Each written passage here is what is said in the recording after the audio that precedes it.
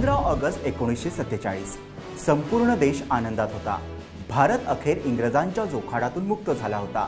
पण स्वातंत्र्याच्या या आनंद सोहळ्यातील एक मोठा भाग अजूनही गुलामगिरीत होता, निजामाच्या हैदराबाद संस्थानाखाली। आणि या संस्थानाचाच भाग होता मराठवाडा। भारत स्वतंत्र झाला, पण संस्थानं अजून स्वतंत्र नव्हती। 565 पैकी 562 संस्थानं स्वतंत्र भारतात विलीन झाली, पण हैदराबाद, काश्मीर आणि जुनागड ही 3 संस्थानं स्वतंत्र भारतात सामील झाली नव्हती। त्यावेळी निजाम मीर उस्मान अली खानच्या हैदराबाद संस्थानात मराठवाडा, तेलंगणा आणि कर्नाटकचा काही भाग होता। मराठवाड्यातील जनतेसाठी ही गुलामी एक भीषण सत्य होतं। इथं लोकांवर दडपशाही, कर आणि रझाकारांचा अत्याचार सुरू होता।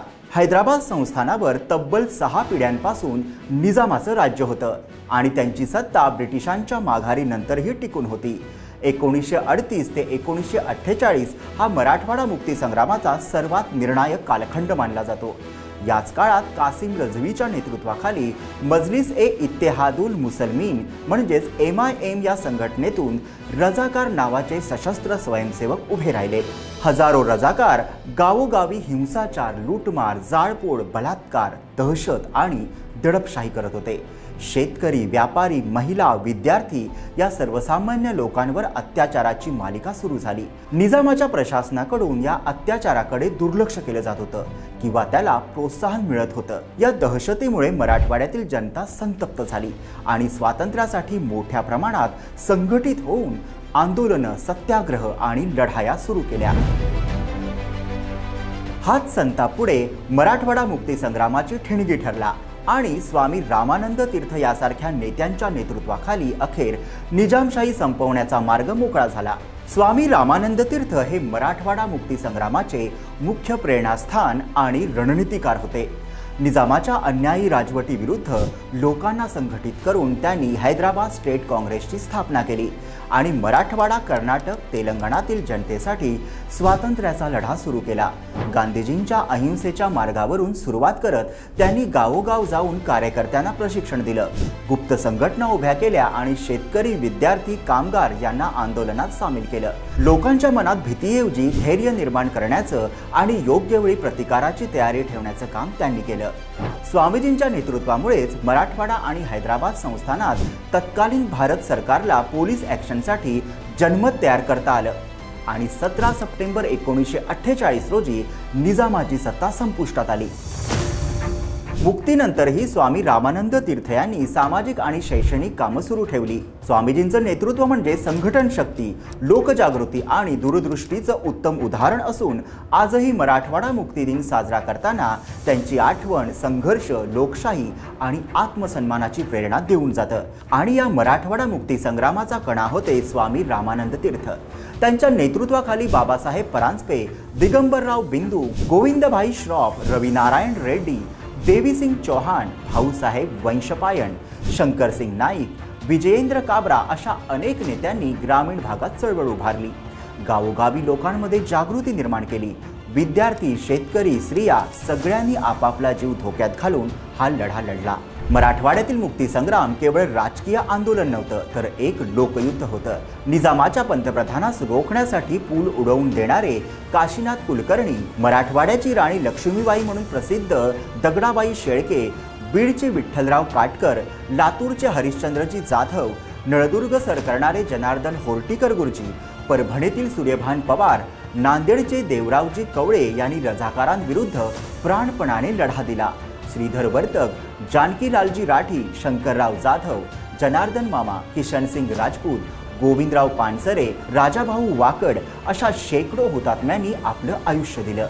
आज आपण मुक्त आहोत कारण त्यांचं बलिदान। निजाम सरकारचे अत्याचार एवढे वाढले की 1947 नंतरच्या काही महिन्यात मराठवाड्यातील लोकांवर भीषण दडपशाही सुरू झाली।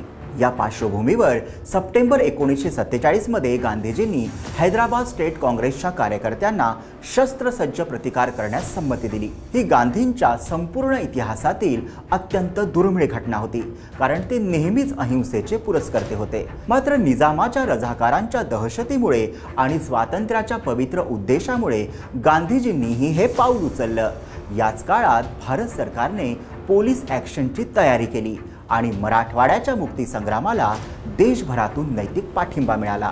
सरतेशेवटी भारताचे गृहमंत्री सरदार वल्लभभाई पटेल यांनी निजाम सरकारच्या विरोधात पोलीस ॲक्शनची घोषणा केली।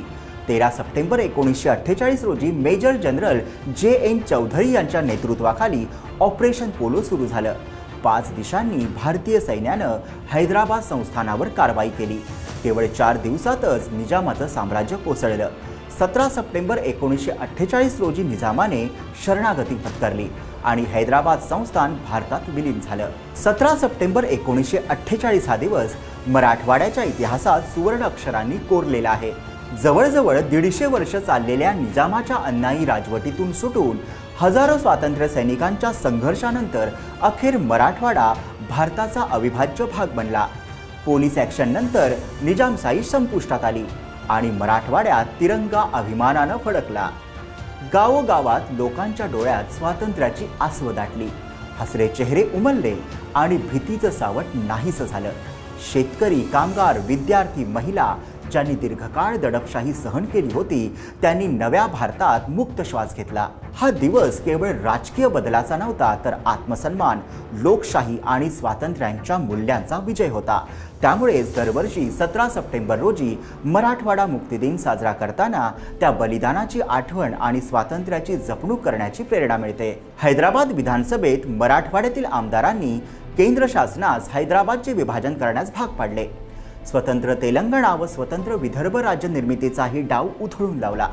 संयुक्त महाराष्ट्र निर्मितीच्या काळात मराठवाडा भाषिक आधारे महाराष्ट्रात सामील झाला। 1 मे 1960 ला महाराष्ट्र राज्याची स्थापना झाली। त्यावेळीही मराठवाड्याचा आवाज ठाम होता। 17 सप्टेंबरला मराठवाडा मुक्ती दिन साजरा केला जातो।